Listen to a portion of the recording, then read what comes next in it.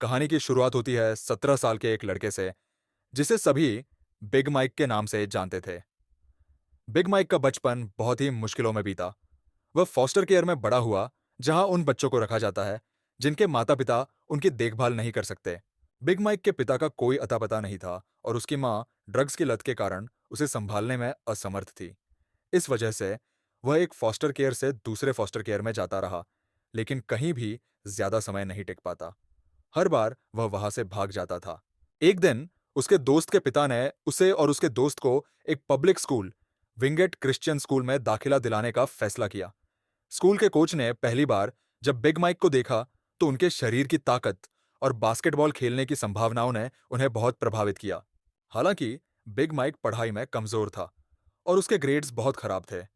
इसके बावजूद कोच ने बोर्ड मेंबर्स को समझाया और उन्हें मनाया कि बिग माइक को स्कूल में दाखिला दिया जाए। एडमिशन के बाद भी बिग माइक किसी से बात नहीं करता था। वह हमेशा चुपचाप और अपने ख्यालों में खोया रहता। टेस्ट के दौरान वह अपने पेपर खाली छोड़ देता। एक दिन स्कूल में गर्ल्स वॉलीबॉल का मैच हो रहा था। मैच खत्म होने के बाद बिग माइक वहां बचा हुआ खाना इकट्ठा कर रहा था। यह देखकर कोच को उसकी स्थिति का अंदाजा हुआ। एक दिन एसजे और उसकी मां ली एन ने बिग माइक को ठंड में कांपते हुए देखा। उन्होंने उससे पूछा कि वह कहाँ जा रहा है। बिग माइक ने कहा कि वह स्कूल के जिम में जा रहा है क्योंकि वहां गर्मी होती है। ली एन को यह सुनकर हैरानी हुई। वह उसे अपने साथ घर ले आई और गेस्ट रूम में सोने के लिए कहा। अगले दिन लियन ने देखा कि बिग माइक ने गेस्ट रूम को अच्छे से व्यवस्थित कर रखा था। यह देखकर लियन को एहसास हुआ कि बिग माइक कितना ईमानदार और शालीन है। धीरे धीरे लियन और उनका परिवार बिग माइक के करीब आने लगा। उन्होंने उसके लिए नए कपड़े खरीदे और पढ़ाई में मदद करनी शुरू की।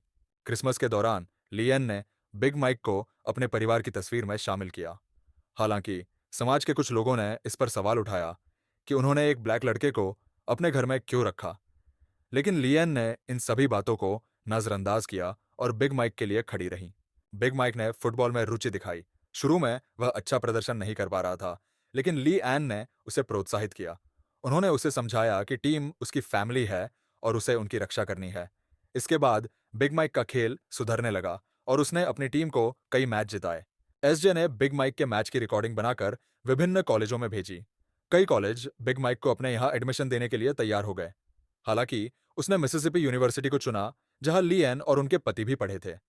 जब बिग माइक का एडमिशन हो रहा था, एनसीए ने जांच शुरू की कि लियन और उनके परिवार ने उसे अपने फायदे के लिए गोद लिया है या नहीं। इससे बिग माइक परेशान हो गया। उसने लियन से पूछा कि क्या उन्होंने उसे इसलिए गोद लिया ताकि वह उनके पसंदीदा कॉलेज के लिए खेले। लियन ने उसे समझाया कि उन्होंने उसे अपने बेटे की तरह अपनाया है। बिग माइक ने मिसिसिपी यूनिवर्सिटी में दाखिला लिया और वहां से फुटबॉल में नाम कमाया। उसने कई रिकॉर्ड तोड़े और एक सफल एथलीट बना। अंत में बिग माइक की और ली एन के परिवार की असली तस्वीरें दिखाई जाती है।